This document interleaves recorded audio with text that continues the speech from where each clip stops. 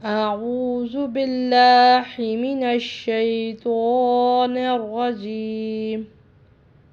تختی نمبر 11 مشق سکون۔ بسم اللہ الرحمن الرحیم۔ مشق سکون یعنی جزم والی تختی یا مشق۔ آج ہم اس تختی کا 42واں لفظ پڑھیں گے۔ سب سے پہلے ہم اس علامت کو دیکھ لیتے ہیں۔ یہ علامت جزم کی ہے۔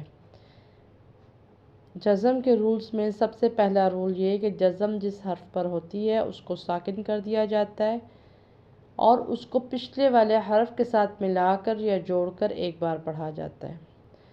دوسرا رول اس میں یہ ہوتا ہے کہ جس حرف کے اوپر جزم ہے یعنی جس کو ہم ساکن کر رہے ہیں وہ ہم دیکھتے ہیں کہ حروف قلقلہ میں سے ہے یا نہیں۔ حروف قلقلہ 5 ہوتے ہیں: با، جیم، دال، تو، قاف۔ اگر ان حروف میں سے کوئی حرف ہو اور وہ ساکن ہو رہا ہو یعنی اس پر جزم آ رہی ہو تو اسے قلقلہ کر کے پڑھا جاتا ہے۔ قلقلہ کا مطلب ہے ہلا کر پڑھنا یا تھوڑی سی جنبش دے کے پڑھنا۔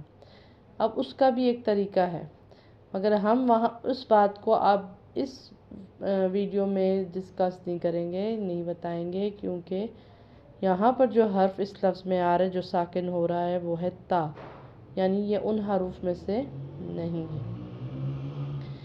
اس کے ساتھ ہی ساتھ اس بات کو بھی سمجھنا ہے کہ اگر حروف قلقلہ کو ہم نے قلقلہ کرنا ہے تو اس کے علاوہ جتنے بھی حروف ہوں گے ان پہ اگر جزم آئے گی تو ہم نے اس کو قلقلہ کرنے سے بچانا ہے، یعنی اس کو ہلا کر نہیں پڑھنا بلکہ ان کو صحیح سے ساکن کرنا ہے۔ یہاں پر تا ہے جو ہم ساکن کریں گے۔ یا پڑی زبر تا ساکن یت، لام سیدھا پیش واو ساکن لو یت لو۔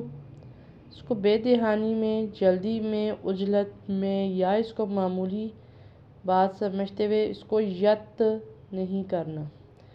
یت کر دیا تو پھر ہم نے قلقلہ کر دیا کیونکہ آواز دوبارہ اپنے مخرج سے ٹکرا رہی ہے۔ ہم نے یہاں پر اس کو پڑھنا ہے یت لو۔ لو کو اپنے ایک الف کے برابر لمبا کر کے یا کھینچ کے پڑھنا ہے کیونکہ پیش ہے اور آگے واو ساکن آ رہی ہے۔ یہ رول ہے کہ جب پیش ہو اور آگے واو ساکن آ رہی ہو تو اس کو ایک الف کے برابر لمبا کر کے یا کھینچ کے پڑھتے ہیں۔ آسان لفظ ہے، اس کی پریکٹس کریں، جلد آپ کو آ جائے گا۔ اللہ حافظ۔